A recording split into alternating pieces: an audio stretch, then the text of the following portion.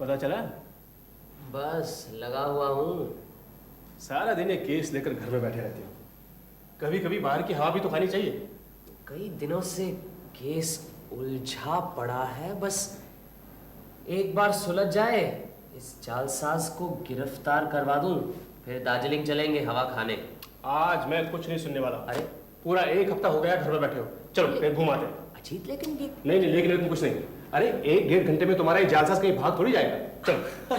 अच्छा चलो।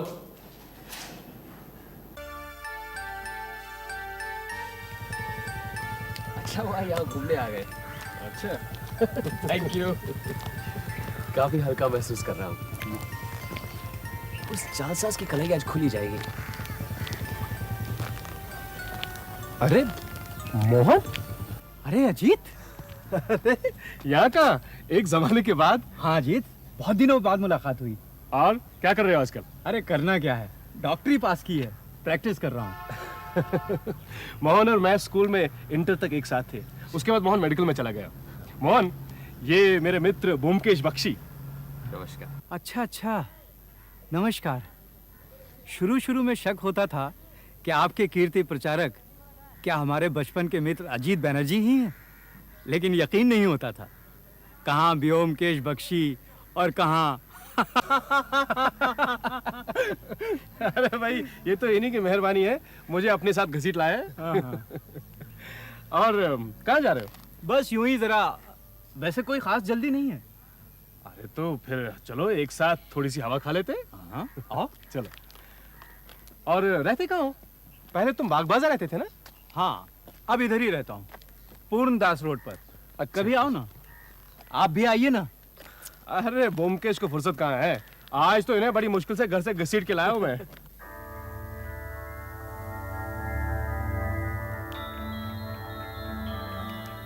आप कुछ कहना चाहते हैं तो कहिए ना। वो सोचा इतनी छोटी सी बात के लिए आप जैसे व्यस्त आदमी को क्या परेशान करूं। अरे कहो ना, क्या बात है?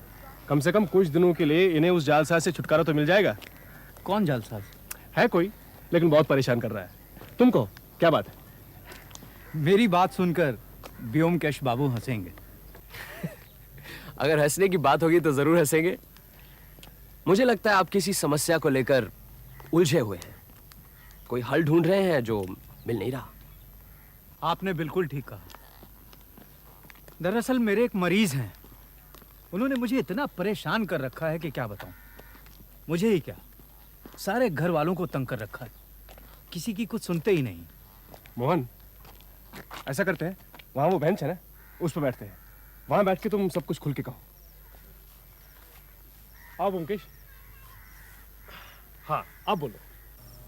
यहाँ के एक बहुत बड़े रईस हैं, महीने में करीबन 40,000 की आमदनी है, और भी चारों तरफ बहुत जायदाद है। इसी परिवार के कर्णधार हैं नंद दुलाल बाबू, यानी मेरे मरीज। अब 55 के होंगे, लेकिन देखने में 70 के लगते हैं। जैसे जैसे उम्र बढ़ती जा रही है, वैसे वैसे चिड़चिड़े, बददिमाग, उजड़ और कुरूर होते जा रहे हैं। सच, इतना नीच स्वभाव का आदमी मैंने कभी नहीं देखा। अपनी जवानी में काफ़ी अय्याशी कर चुके हैं, और वही सब कुछ अब इस उम्र में भी करना चाहते हैं, लेकिन शरीर ने जवाब दे दिया है, कुछ कर नहीं पाते। इसलिए सारी दुनिया से नाराज़ हैं, और अब बिस्तर में पड़े रहते हैं, चलने फिरने की भी ताकत नहीं रही। अभी तक जिंदा कैसे हैं, यही ताज्जुब की बात है। वैसे कोई ताज्जुब भी नहीं, लोग तरह तरह के नशे करते हैं, शराब, गांजा, चरस, कोकेन, लेकिन कभी मकड़ी के रस का नशा करते सुना है? मकड़ी का रस? ये कौन सा नशा है? एक तरह की मकड़ी होती है जिसके शरीर से यह जहरीला रस पीस कर निकाला जाता है। तरंतुला डांस। किसी जमाने में स्पेन में इस मकड़ी की चुभन को लेकर लोग बेतहाशा नाचते थे। एक तरह का उत्तेजक जहर है, लेकिन हमारे मुल्क में किसी को इस्तेमाल करते नहीं सुना। बिल्कुल ठीक, तरंतुला। साउथ अमेरिका में स्पेनिश बोलने वाले इलाकों में यह नशा बहुत प्रचलित है। तरंतुला रस एक तीव्र घातक जहर है, लेकिन थोड़ा थोड़ा लेने से शरीर की नसों में ताजगी आती है और उत्तेजक का काम करती है। हमारे नंदुलाल बाबू अपनी जवानी में यही नशा करते थे, लेकिन आज जब उनका शरीर जर्जर होकर टूट चुका है तो वो ये नशा छोड़ नहीं पा रहे हैं। जब मैं उनका पारिवारिक डॉक्टर बना तो मैंने कहा ये नशा फौरन छोड़ना पड़ेगा, लेकिन नंदुलाल बाबू कहाँ सुनने वाले। मैंने भी कहा मैं इस नशे को आपके घर में घुसने नहीं दूंगा, देखें आप क्या करते हैं। उन्होंने कहा है देखते हैं कौन माई का लाल रोकता है मुझे। अरे ये मेरी जिंदगी है, मैं जो चाहूंगा करूंगा। हालांकि उनकी पत्नी और उनके 2 लड़कों ने उनके पर पहरे बिठा रखे हैं और वो खुद भी पंगु होकर बिस्तर में पड़े रहते हैं, लेकिन पता नहीं कैसे इस तमाम रोकथाम और सतर्कता के बावजूद वो मजे से ये जहर पिए जा रहे हैं। पता नहीं इस शख्स को कहां से और कैसे ये मकड़ी का रस मिल रहा है। यही हमारी समस्या है। अगर आप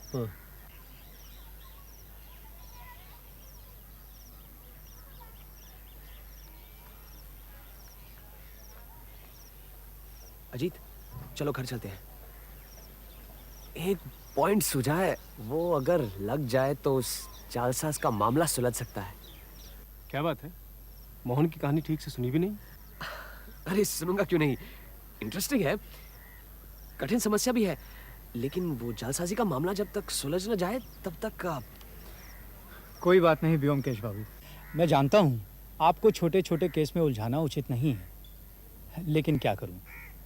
सोचता हूँ कि एक मरीज की मदद करूँ तो उसकी जान बच सकती है। कोई भी इंसान, वो कितना भी पापी क्यों ना हो, अगर हमारी आंखों के सामने बूंद बूंद जहर पीकर खुदकुशी कर रहा हो और ये सब जानते हुए भी हम कुछ ना करें, तो इससे ज़्यादा अफसोस की बात और क्या हो सकती है। कम से कम मेरे लिए तो है ही। मैंने ये तो नहीं कहा कि मैं केस नहीं लूंगा, लेकिन इसे समझने के लिए कुछ समय भी तो चाहिए। और फिर एक बार नंदुलाल बाबू से मिलना भी बहुत जरूरी है। प्रतिष्ठित आदमी हैं, हम उन्हें इस दुनिया से आसानी से गुजरने नहीं देंगे। आप बेफिक्र रहिए, लेकिन इस समय मेरा घर जाना बहुत जरूरी है। आप इसलिए उन्हें 1-2 दिन और जहर पीने दीजिए, फिर मैं उनकी खबर लेता हूँ। ठीक है, यही सही। आप कब आ सकते हैं बता दीजिए, मैं कार भिजवा दूंगा। अच्छा, एक काम करते हैं, अजीत आपके साथ चला जाता है, वो नंदुलाल बाबू से मिल लेगा, मैं बाद में उससे सब कुछ पूछ लूंगा, फिर बाद में बताता हूं क्या करना है। अजीत आपके बचपन का दोस्त है, इसीलिए शायद आपको लग रहा है कि वो क्या करेगा, लेकिन ऐसी कोई बात नहीं है, आप बेफिक्र रहिए। अजीत मेरे साथ रह रहकर काफी तेज हो गया है, हो सकता है आपकी समस्या का समाधान कर दे और मेरी जरूरत ही ना पड़े। ठीक है, अजीत को ही लिए जाता हूँ, लेकिन अगर अजीत कुछ नहीं कर पाया तो? अरे फिर मैं तो हूं ही ना। अजीत, हाँ, सब कुछ ध्यान से देखना, कहाँ रहते हैं, कौन मिलने आता है, क्या कहता है, सब नोट कर लेना, ठीक है? अब मुझ पर विश्वास किया है तो देखना, कुछ करके दिखाऊंगा। आखिर इतने दिन तुम्हारे साथ रहा हूँ, कुछ तो सीखा ही होगा। अच्छा, अब आप दोनों जाइए, मैं घर पर ही हूँ, इंतजार करूंगा। ठीक है, आओ जी।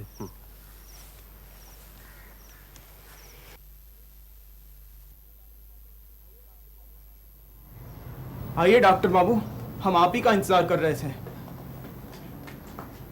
आओ जी। ये मेरे पुराने मित्र हैं, फिलहाल मशहूर डिटेक्टिव व्योमकेश बख्शी के साथी हैं। इन्हें तुम्हारे पिताजी का केस समझाने गया, शायद कोई फायदा हो जाए। हाँ हाँ, क्यों नहीं, आइए आइए। आओ जी। आइए। ये नंदुलाल बाबू के बड़े लड़के अरुण हैं। नमस्ते। नमस्ते। अच्छा, तुम्हारे पिताजी क्या कर रहे हैं? करेंगे क्या, वही उपन्यास लिख रहे हैं। आज फिर लिए? हाँ। अरे कौन है? भागो यहाँ से, मैं लिख रहा हूँ। पिताजी, डॉक्टर बाबू आए हैं। क्यों मेरे पीछे पड़े हो? चले आदि मेरी देखभाल कर लेंगे, बेवकूफ। शांति से काम भी नहीं करने देते। चलो भाई, दरवाजा खोल दे। सब ठीक है ना?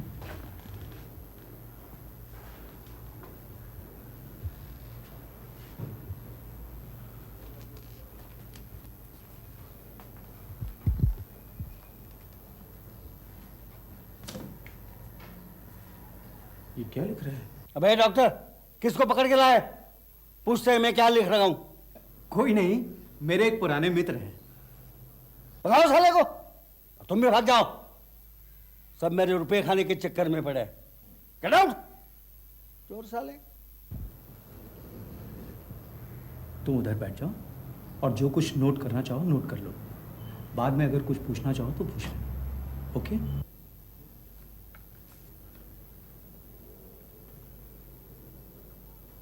आज फिर नशा कर लिया? हाँ हाँ कर लिया, और भी करूंगा। किसी के बाप का खाता हो क्या? अरे इसमें आपका ही नुकसान है नंदुलाल बाबू, किसी और का नहीं। मगर ये सब समझने की आप में अकल कहाँ? हाँ? अरे नशा कर करके आपने अपने भेजे के 12 बजा दिए। भेजे के 12 बजा दिए हैं? तुम्हारे भेजे में तो काफी अक्ल है ना, फिर क्यों नहीं कुछ पकड़ पा रहे हैं? चारों तरफ पहरा बिठा दिया है, फिर भी कुछ नहीं कर पाए हैं? बोलो, आज एक नया बांगलू ले आए, वो क्या करेगा? उसके खोपड़ी में क्या तुम्हारी जैसी अक्ल है? बोलो। ओ, क्या देख रहे हो इधर उधर? हैं? कुछ नहीं मिलने वाला है। आपसे तो बात करना भी झक मारी है। हैं? कीजिए जो मन में आए। वो तो करूंगा ही। है कोई मुझे रोकने वाला? 2 डॉक्टर आ गए। अरे डॉक्टरों की फौज बुला लो, फौज, फिर भी कुछ नहीं मिलने वाला। बड़े आए मुझे डराने वाले। हैं? देख लिया ना, ये मुसीबत है। कुछ किया जा सकता है? लेकिन ये सब लिख क्या रहे हैं? अरे सब बकवास, गंदी गंदी गालियों से भरी दुनिया भर को हिदायतें हैं। ये अपने आप को बहुत बड़ा साहित्यिक समझते हैं, उपन्यासकार। कभी लाल स्याही से कभी काली स्याही से अनाप शनाप लिखते रहते हैं। ये समझते हैं कि कलकत्ते के सारे संपादक बेवकूफ़ हैं, क्योंकि वो इनकी कलाकृति लौटती डाक से वापस भेज देते हैं। कोई नहीं छापता। क्या पट्टी बढ़ा रहा है? हैं? और आप हजरत, आप है कौन? हैं? मेरे घर में घुस आए? ये क्या धर्मशाला है? भागो यहां से। यहां ज्यादा होशियारी झाड़ने की जरूरत नहीं, समझे? चुपचाप यहां से चलते बनो, मैं तो धक्के मार के निकलवा दूंगा। दुनिया भर के चोर उचक्के बदमाशों ने डेरा डाल रखा है मेरे रुपयों को श्राद्ध करने। आप बुरा न मानिए, नशे में पिताजी अनाप शनाप कुछ भी बोलते रहते हैं। ये बीमार है, मैं इनकी बातों का बुरा क्यों मानूंगा? हट! कोई बकवास नहीं करेगा। अरुण, निकल दो इन दोनों को यहां से। देख लिया कितना भयानक नशा है, जो अच्छे भले इंसान को हैवान बना देता है। ये क्या लिखते हैं, देख सकता हूं? हाँ हाँ, जो मर्जी आए देखो। ये सिर्फ चिल्लाते रहते हैं, उठ नहीं पाते। इनकी सारी हिंसा सिर्फ जुबानी है।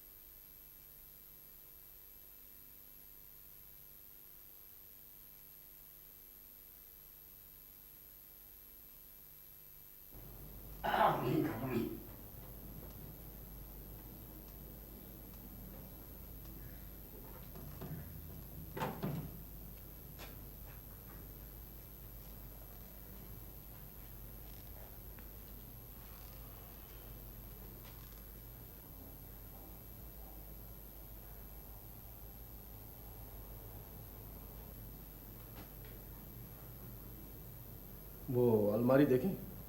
हाँ हाँ, चलो ना।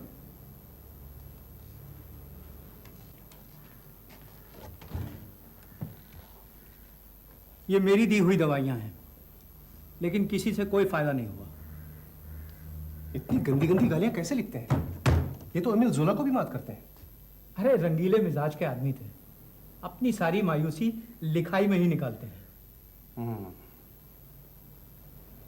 देखो, ये आज आए हैं, नौकर से बोल के इनके लिए खाना बनवा देना। किसी तरह की। सुनो, तुम्हारे पिताजी इसका इस्तेमाल करते हैं? कभी देखा तो नहीं, इस्तेमाल करते तो खुशबू जरूर मिलती। कितने दिनों से हैं यहाँ? सालों से। अबे ओ नए डॉक्टर, चुपचाप वो गुलाबदानी रख दे, तेरे बाप का माल नहीं है।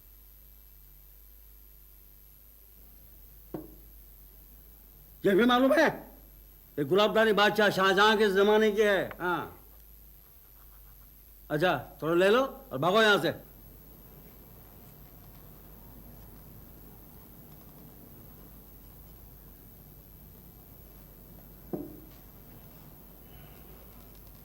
और कुछ देखना है? वो उधर क्या है? बाथरूम, आओ।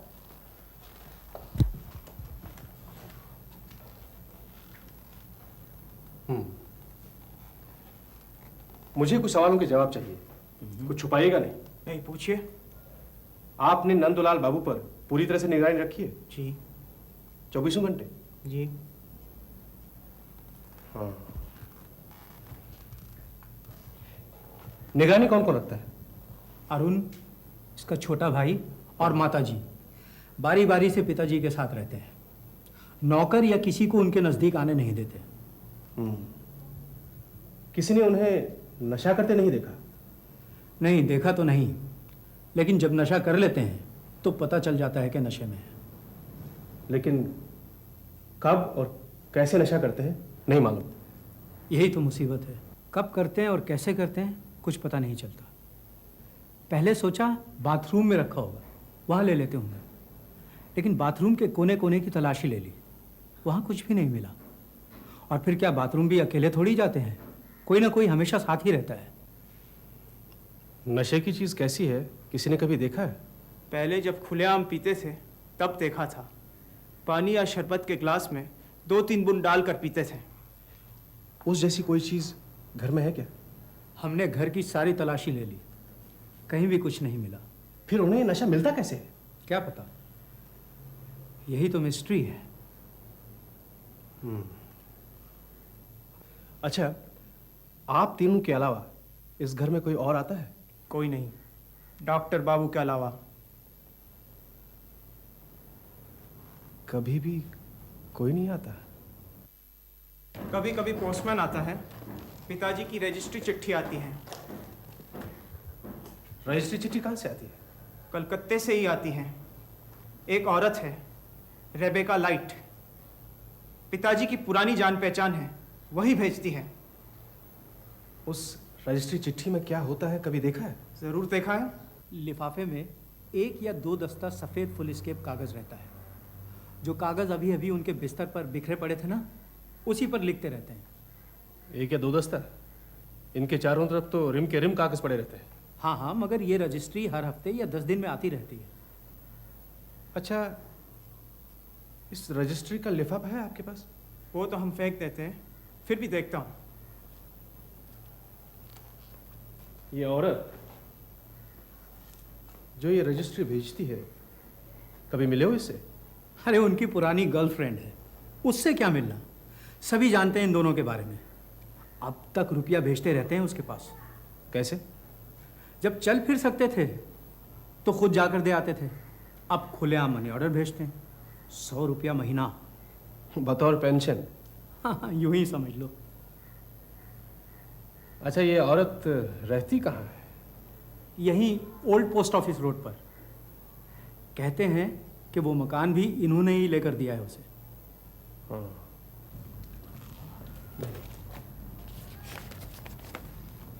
Miss Rebecca light. अच्छा, मैं अगर इस औरत से मिलूं तो तुम्हें कोई एतराज तो नहीं? नहीं नहीं, शौक से मिलो, लेकिन ये नशीली चीज़ें वहाँ से नहीं आती हैं, ये हमने पता लगा लिया है। फिर भी अच्छा, तुम्हें पूरा यकीन है कि इस लिफाफे में सफ़ेद कागजों के अलावा और कुछ नहीं होता? चिट्ठी पहले यही खोलते हैं, अच्छी तरह से देख लेते हैं, और फिर वही चिट्ठी खुली हुई पोस्टमैन लेकर अंदर जाता है और रसीद पर दस्तखत करा लेता है। हर बार आप ही खोलते हैं? जी हाँ, हर बार। ये चिट्ठी कब से आती है? तकरीबन पिछले 6 महीने से, या यूं समझ लो जब से इनके पिताजी ने खाट पकड़ी है।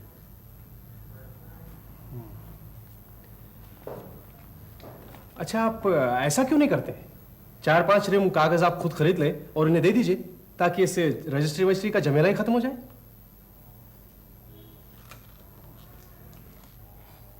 अरुण चला गया शर्म से। वो अपने बाप की बदनामी नहीं सुनना चाहता था। कहा ना, रिबेका उनकी रखेल है। स्वीडन का स्पेशल कागज मंगवाने के बहाने उसे रुपया भेजते हैं, ताकि घर में कोई झमेला ना हो। क्या वाकई में ये कागज स्वीडन का है? क्या मालूम? अच्छा, इस कागज का एक सैंपल मिल सकता है? अरे एक क्या, चाहो तो पूरा रीम ले जाओ। इस घर में अगर किसी चीज की ज्यादती है तो बस इस कागज की। मुझे तो लगता है हर छठे दिन आ जाते हैं ये कागज। और कुछ पूछना चाहते हो? नहीं, फिलहाल तो कुछ नहीं। मैं जरा ब्योमकेश से मशवरा करता हूँ, उसके बाद तुम्हें बताता हूँ। ठीक है, मैं 9 और 12 के बीच यहाँ रहता हूँ। टेलीफोन नंबर लिख लेना, जैसा हो मुझे बताना। ठीक है।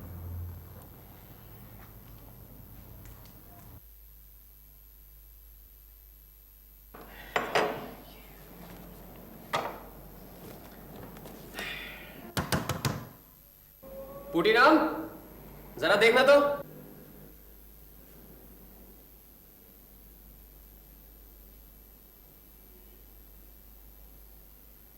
क्या कर रहा है? अजीत आया, खोल।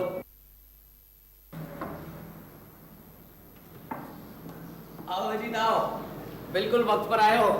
जालसाज पकड़ा गया। अच्छा, बधाई हो। मामला क्या है? हैं? तुम तो इतने शौकीन नहीं थे। ये खुशबू कहाँ से लगा है? लगाई नहीं है। हाँ। ये जेब में रख कर लाया हूँ। अच्छा। अच्छा, तुम्हारे उस दोस्त के केस का क्या हुआ? सुलझा दिया मामला? नहीं, अभी नहीं। कोई सुराग मिला? मिला भी है और नहीं भी। मोहन का ये मरीज सचमुच ही बहुत ही बदमिजाज और घटिया किस्म का इंसान है। मैं तो कहूंगा रुको रुको, अब मुझे बहुत भूख लगी है। मैंने पुटीराम से कहा है आज कुछ स्पेशल बनाकर खिलाए। अच्छा, आज डटकर खाएंगे, फिर मैं सो जाऊंगा। पिछले 2 महीने से इस केस में उलझा हुआ हूं। फिर तुम सुबह अपने इस घटिया किस्म के आदमी के बारे में बताना मुझे। बिल्कुल। मैं भी बहुत थका हुआ। चलो पुटीराम, खाना लगाओ। ये लिफाफा, ये कागज और ये खुशबू, मेरे ख्याल से उस रुपहरी शीशी जिसमें से मैं ये सुगंध लाया हूं, उससे एनालाइज किया जा सकता है। शायद कुछ मिल जाए। क्या मिलेगा? मकड़ी का रस? सुगंध बढ़िया है। हो सकता है नंदूलाल बाबू खुशबू के बहाने 1 मील दूर से जिसकी सुगंध आती है उसे कोई छुपा कर रख सकता है? फिर नंदूलाल बाबू खुशबू लगाते हैं, इसका कोई सबूत है तुम्हारे पास? नहीं, ऐसा कोई सबूत मिला नहीं, लेकिन नहीं अजीत, कहीं और ढूंढो। किस तरह से चीज कमरे में आती है? किस तरह से नंदूलाल बाबू सबकी आंखों के सामने जहर मुंह में लेते हैं? ये सब सोच कर देखो।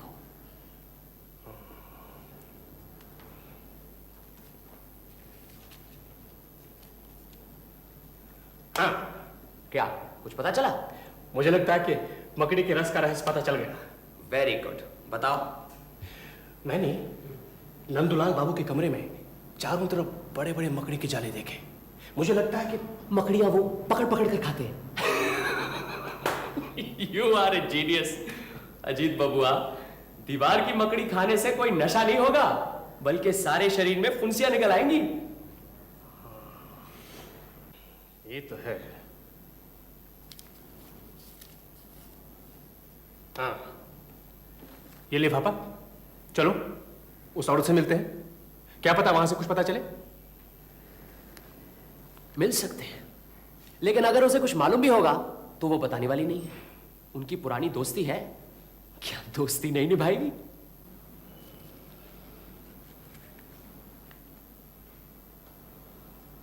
ये कागज, ये स्वीडिश कागज, हो सकता है इस कागज पर न नजर आने वाली स्याही से कुछ संदेशा भेजा जाता हो, जिसे पढ़कर नंदूलाल बाबू को नशे का पता ठिकाना मिले। अच्छा, मान लो ये भी ठीक हो, लेकिन नशे वाली चीज तो कहीं होगी। बिल्कुल ठीक। इस कागज से भी कुछ नहीं होने वाला।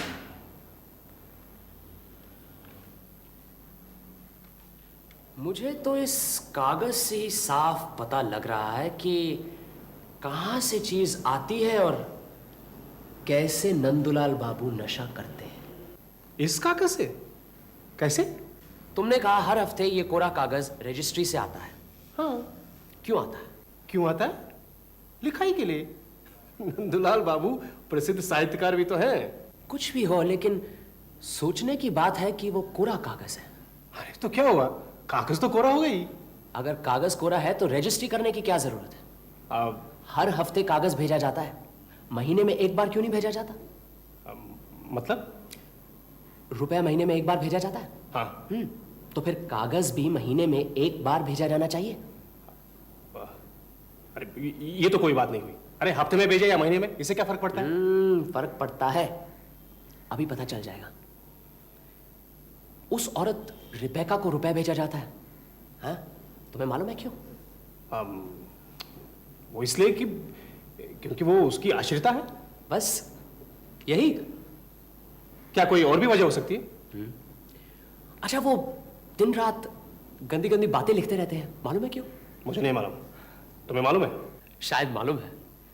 एक और बात तुमने कही कि उनके पास 2 फाउंटेन पेन है, एक लाल स्याही का और एक काली स्याही का, ठीक? हाँ ठीक, लेकिन अब मुद्दे की बात तो बताओ। बताता हूं। अच्छा, तुमने नंदुलाल बाबू की जीभ पर गौर किया? जीभ? हाँ, जीभ। ये उसमें क्या गौर करना है? उनकी जीभ लाल थी या काली? ये क्या मजाक हो रहा है? मजाक नहीं, सारा दारोमदार नंदुलाल बाबू की जीभ के रंग पर ही है। तुमने कुछ गौर नहीं किया? जीभ लाल है, पीली है या काली, ये देखने की मैंने जरूरत महसूस नहीं की। तुम्हारे सारे ब्यौरे सुनने के बाद मुझे तो लगता है कि यही जानना सबसे ज्यादा जरूरी है। नंदुलाल बाबू के यहां टेलीफोन तो होगा ही, मालूम है नंबर? जरा वहां टेलीफोन करो। डॉक्टर मोहन नहीं तो उनका लड़का वहां होगा, जरा पूछ कर देखो।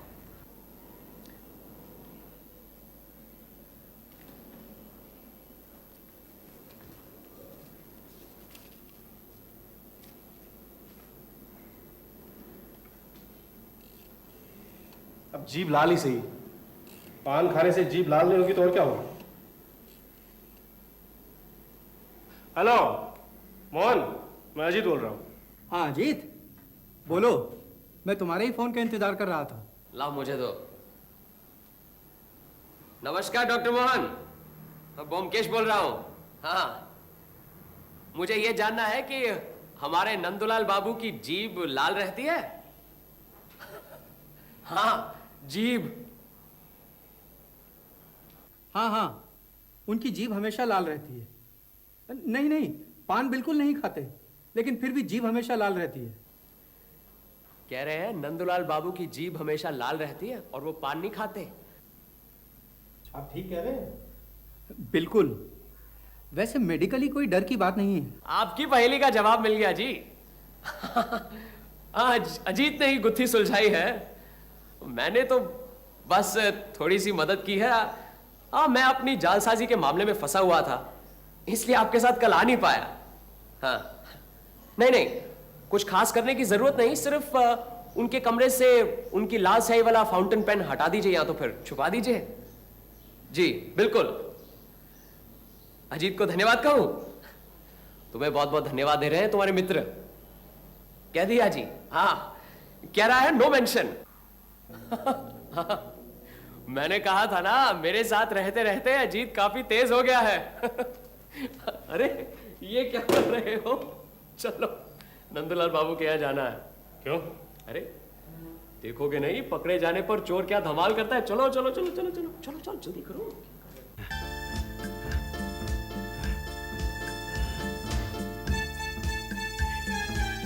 अरे अरे ये क्या बदतमीजी है? अरे मेरा लाल स्याही का फाउंटेन में ला फौरन। अरे डॉक्टर के बच्चे, तुझे मैं जूते से पिटवाऊंगा। अरे मेरे लाल स्याही लाओ ना। अरे साले, कल कहीं से एक पाखंडी को पकड़ लाया, साले को कुछ मालूम नहीं, और मेरे लाल स्याही वाली फाउंटेन पेन छीन लिए। अरे अरुण डॉक्टर, अरे मैं लाल स्याही पेन डॉक्टर अरुण। इनका बायां हाथ क्या इसी तरह कांपता रहता है? जी। पिताजी को कुछ होगा तो नहीं? नहीं, इन्हें नशे की चीज नहीं मिल रही इसलिए परेशान है। ये विड्रॉल सिम्टम्स हैं। डॉक्टर बाबू, ट्रैंक्विलाइजर का इंजेक्शन तैयार रखिए, सो जाएंगे, मैं देखता हूँ। दैट्स राइट, मैं इंजेक्शन तैयार करता हूँ। अरुण, आओ मेरे साथ। साले बदमाश, चोर, लुच्चे, हरामी, इस डॉक्टर के बच्चे को मैं जिंदा नहीं छोड़ूंगा, जिंदा करवा दूंगा। अरे लाल शाही वाला पेन मैं रात वो लाल स्याही वाला फाउंटेन पेन चाहिए? घबराइए मत, अभी दिलवाता हूँ। परेशान मत होइए, बस लेट जाइए। क्यों क्यों? लेट जाइए ना, आपको अपना नशा चाहिए ना? हाँ हाँ, मैंने इंजेक्शन में वही डाला है। हाँ लेट जाइए, लेट जाइए, लेट जाइए।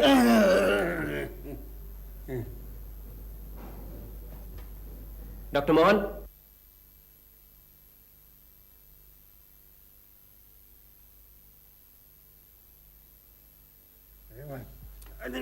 लेटे रहिए, लेटे रहिए। लाल जाएगा पेन पेन लाल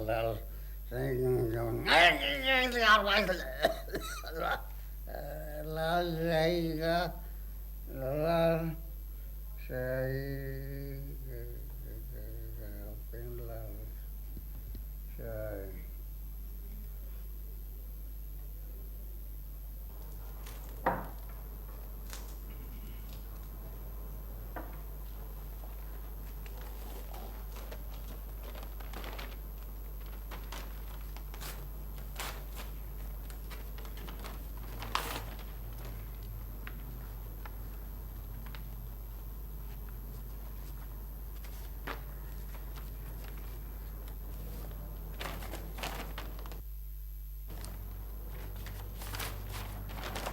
ठीक है, अंदर दे दो।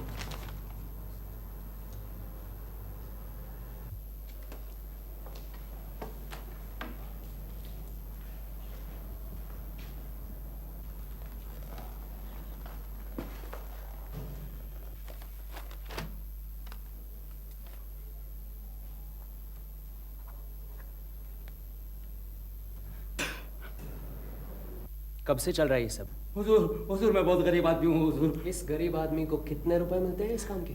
जी 20 रुपए। कौन देता है? जी ओल्ड पोस्ट ऑफिस रोड के पास एक औरत रहती है हुजूर। और इस गरीब आदमी को पोस्ट ऑफिस से रिटायर हुए कितना समय हुआ? करीबन करीबन 2 साल हो गए हुजूर। मैं बाल बच्चे वाला आदमी हूँ हुजूर। हुजूर मेरी लड़की की शादी करनी थी हुजूर। पुलिस को खबर कर दो। हुजूर मैं मर जाऊंगा हुजूर। नहीं मर मरोगे। जाऊंगा। पुलिस को साफ साफ सब कुछ बता दो, मैं तुम्हें छुड़ा दूंगा। जाओ उधर जाके खड़े हो जाओ। अच्छा मालिक। अजीत, जरा नंदूलाल बाबू को वापस अपनी जगह पर सुला दो। आओ।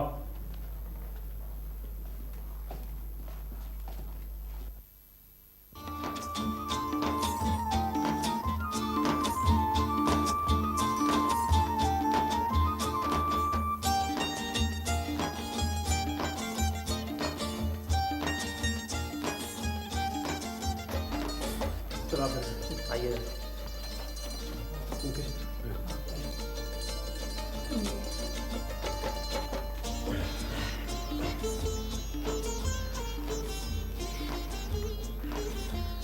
बस अब इन्हें जल्दी होश आ जाएगा। अच्छा हुआ पोस्टमैन आज ही आ गया।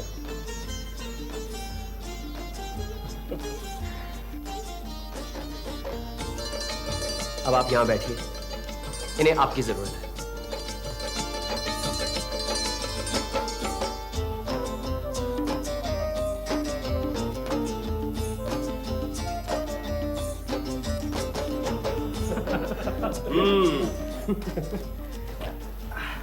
भाई एक बात बताओ, ये सब पता कैसे चला? अजीत, तुम ही बता दो, शुरू से तुम ही लगे हो इस केस में। हाँ हाँ बताओ ना। नहीं, तुम ही बताओ, तुम्हारे कहने का स्टाइल अच्छा है ना। बिगड़ते क्यों हो? ठीक है, मैं ही बताता हूँ। सीधी सी बात है, नंदूलाल बाबू के कमरे में 5 आदमी आते हैं। 5 नहीं 4, मैं, माता जी और ये 2 भाई, 4 हुए ना? जी नहीं, 4 नहीं, 5। 5वां आदमी वो रजिस्टर्ड पार्सल लाने वाला पोस्टमैन। अब ये तो साफ जाहिर है कि उन 4 में से किसी ने नंदलाल बाबू को जहर तो नहीं दिया। इसीलिए सारा शक उस पांचवें आदमी पर यानी कि पोस्टमैन पर पड़ता है। आप लोग ने लिफाफे की तहकीकात की, कोरे कागजों को उलट पुलट कर देखा। आप लोग समझते थे कि जरूर उस लिफाफे में ही कुछ होगा, लेकिन ऐसा नहीं है। असल में जहर पहुंचाने वाला लिफाफा नहीं, बल्कि उस पोस्टमैन का फाउंटेन पेन था। रजिस्ट्री करके कोरे कागज भेजने का मकसद ही यही था, ताकि वो पोस्टमैन नंदूलाल बाबू के कमरे में दाखिल हो सके। एक और गलतफहमी थी। आप सबको शक था उस औरत पर जहां रुपए भेजा जाता था बतौर उसके पेंशन के। असल में मनी ऑर्डर भेजा जाता था मकड़ी के रस की कीमत और पोस्टमैन की फीस चुकाने के लिए। और नंदूलाल बाबू को लिखने का कोई शौक नहीं था। वो लिखते थे ताकि उनका नशा उनके पास रहे। जब जी चाहा लिखते लिखते लाल स्याही वाले कलम से थोड़ा सा चूस लिया, बस हो गया नशा। बहुत बहुत धन्यवाद व्योमकेश बाबू। उस दिन अचानक अगर आपसे मुलाकात नहीं होती तो हम तो ये रहस्य कभी नहीं जान पाते। ऐसा ही होता।